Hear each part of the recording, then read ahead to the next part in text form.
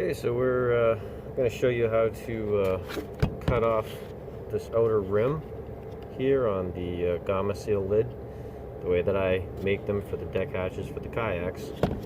And there's two tools that you'll need.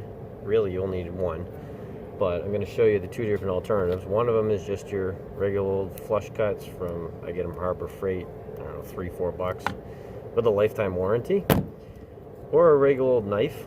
Either one works, and it's actually a pretty simple thing. The first thing you're going to start with is, you can see down inside of that white plastic there is a black, you can see it there, is that black O-ring. You're going to want to get that out.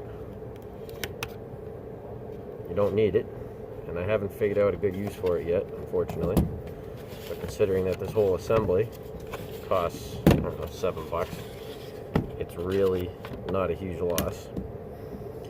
Then there's two ways to do this. One, I simply start with the cutters, and I'll just start cutting my way down in, and you keep cutting your way through, and you have to keep opening it up, as you can see here, and then you take and cut across.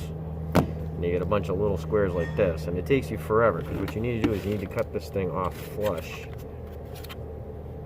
right here, so that this whole outer part of the brim here is gone, and you have a flange coming out, and this is flat. Now, so there's one way to do it this way. It's safer. It takes you forever.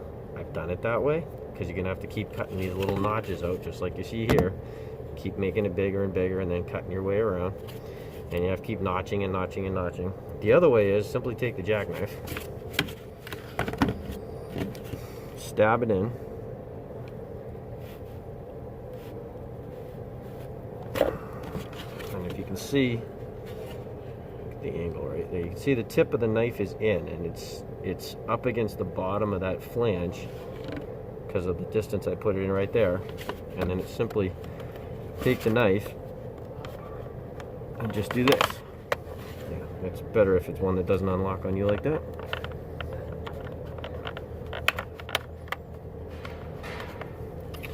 And just work your way around so that you make a slit all the way around to get rid of this outer flange. Either way will do, and it's nice to use these actually to kind of trim up the edges. The knife you can use as well. Once you've made your way all the way around, this flange will come off, and you have your Gama seal lid ready to be a hatch on your kayak. So once you've finished cutting this ring, the outer lip away, as I was saying before, you'll see this is not smooth. You want to have this, as you can see right here, it's all pretty cut flush with the bottom lip right here. But obviously I've got issues right here with it being too high. And as I go around, some are higher, some are lower. And for that, you would simply take your your knife and go back and trim. The nice thing about it is you'll find on these, it's a lot easier once the bulk of the ring has been removed like that, to cut the rest of them off flush.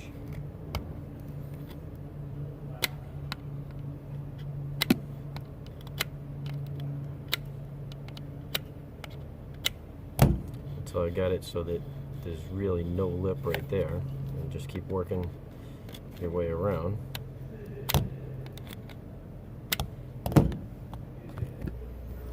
The way I'm cleaning this up with the knife is I put the knife down flat on the plane that I want. I have the ring holding it down with my hand, and I'm just simply levering the knife outward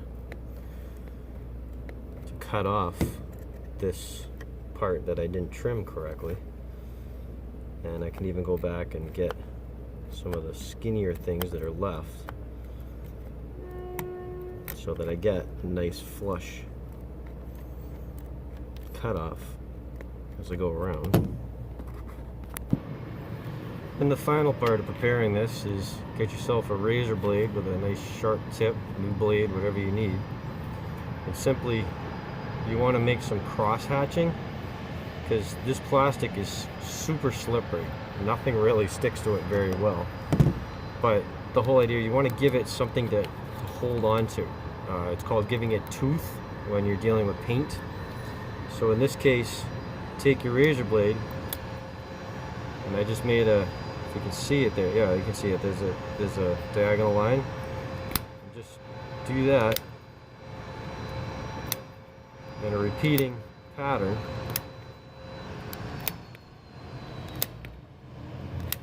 All the way around the outside perimeter. Trying to get it so you can see here, but you've got a transition. This is smooth. I made it almost all the way around. And then we get to my crosshatch lines here. And finishing that up so that's full. And then turn it around and go the other direction. So that now you're making a crosshatch pattern across the other ones that you just made before, all the way around. The whole idea of it being you're not cutting through, you're just simply scoring the surface to a point that you can feel resistance, and this is what allows the glue to have something to hold on to resist the twisting forces of you putting the lid in and out without it breaking free from the foam. So now I've made it all the way around. We got, there we go, the lights picked it up. Got my cross hatching all the way around. It's giving it some good grip here. And I use these, of course, for bow and stern hatches on my kayaks, which the whole trick is there should be an O-ring here. This one lid is missing it. You gotta watch those. They do fall out. That's the only problem with them. But even if the O-ring is missing, this is gonna keep the majority of water out, as long as you don't stick it underwater and hold it there. There we go. The other thing I've done with them is I've made these into porthole windows in my foam teardrop trailer. And hello to all you guys that are in the foamy teardrop building group on Facebook. I simply take a piece of window screen. I already have my hole cut in the side of the camper in the 2-inch foam, or I use 2-inch. Put the screen around, so it's over the hole with enough sticking out, like a couple inches all the way around the hole. Make a ring of PL Premium so that it's kind of holding the screen, and just simply press this into the hole until it's flush, up on this outer rim here with the surface of the camper wall. And then after the PL Premium cures, I go ahead and I take the razor blade and just simply go right around like that and cut off any extra screen material. And I end up with a nice round window, and then I do the Wiley window treatment to the inside for a piece of glass for when, it's nice to be able to screw this on for when you want complete, just shut it off. The white gives you a nice little bit of light, but not too bright. Black makes it black out inside. And then you can also have clear window glass on the inside in the Wiley window type of setup. Like if you look at my teardrop camper doors that I make out of PVC, I show on the inside of them how to make a Wiley window setup, and I really like that. I've used that on all of my campers.